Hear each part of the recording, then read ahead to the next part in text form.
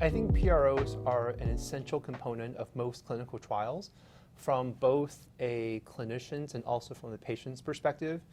I think patients want to know when a clinical trial is done whether a new treatment makes them live longer, but also people want to know whether that's balanced by whether a new treatment is causing a lot of side effects and affects quality of life.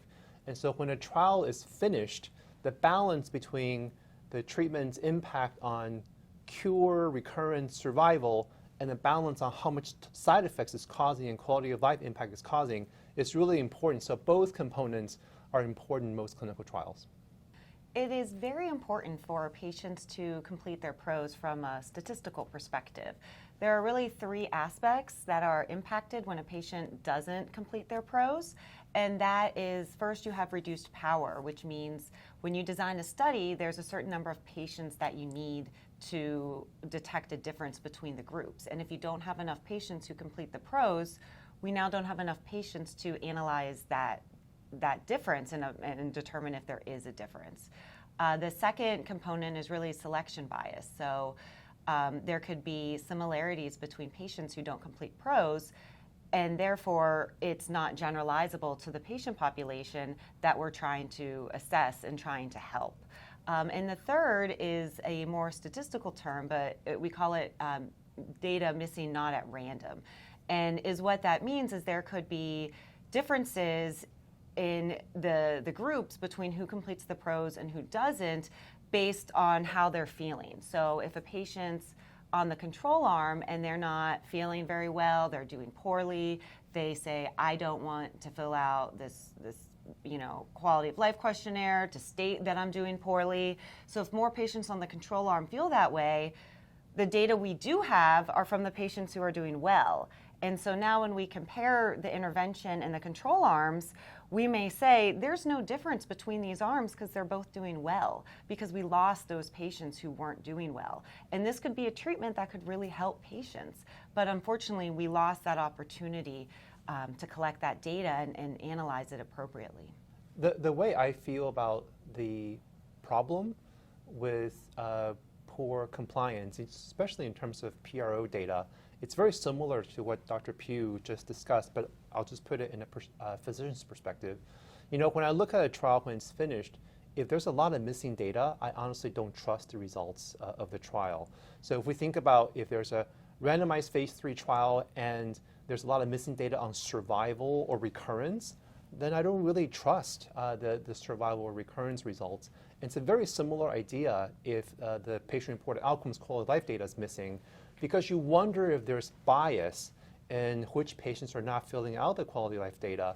Maybe it's patients who really have a lot of side effects that are dropping out of the quality of life data. And so then if there's differential dropout, you don't really trust the results. And so I think it's really important that quality of life data in a trial is considered just as important as collecting survival and recurrence data, because if there's a lot of non-compliance, a lot of missing data, then the results are really not trustworthy when the trial is finished. An intent to treat analysis is when you analyze the patients according to the arm to which they were randomized, as opposed to the treatment they actually received. So if a patient doesn't start treatment, they end early, they actually get treated with the other arm, it's important to still analyze them according to the arm that they were randomized, because the process of randomization balances the two arms in terms of various patient factors. So things we measure such as age, race, ethnicity, various clinical factors such as a patient's performance status, their staging, things like that, as well as unknown factors that we don't measure, which could be anything from geographic region, distance traveled to the hospital, their work and profession, or things that we haven't even thought of. But their randomization will balance all of that out, and you lose that balance if you don't analyze as intent to treat. So, for example, doing an as treated analysis, which is analyzing them according to the treatment they received, could be biased. For example, if there are sicker patients on the control arm or on the intervention arm, and they aren't able to get the intervention, so they end up getting the standard of care or the control arm, all of those sicker patients are now on the control arm. So when you compare them, it may look like the intervention arm is better, but really it's just because all those sicker patients have been moved over to the other arm. So it's not balanced anymore, and that can impact your results. So it's very important to keep on following the patients irrespective of their treatment, irrespective of progression. Collecting information after progression is very important as well. And so understanding that whole trend of the patient's quality of life throughout the duration of the trial is very important.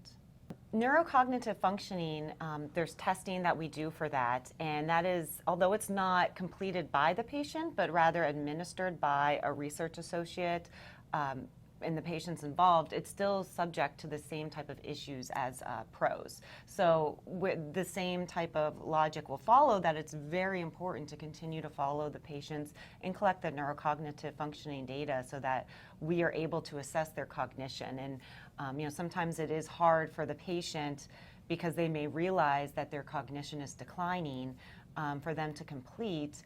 However, that information is crucial in order for us to find treatments that will prevent that decline. I just want to give an example. There's of how a trial with quality of life has really impacted clinical practice. There's lots of examples of that, but a recently published a trial, NRG RTOG 0815, was a randomized trial for prostate cancer comparing radiotherapy versus radiotherapy plus short-term hormone therapy. And I think the quality of life component of that trial really is very important. A lot of patients I see in the clinic hear about hormone therapy, hear about the side effects, are really worried about potential long-term side effects of hormone therapy, and therefore may decide to forego that as part of their treatment. But 0815 showed that short-term hormone therapy reduced recurrence, reduced metastasis, reduced deaths from prostate cancer. So it really has a huge clinical benefit.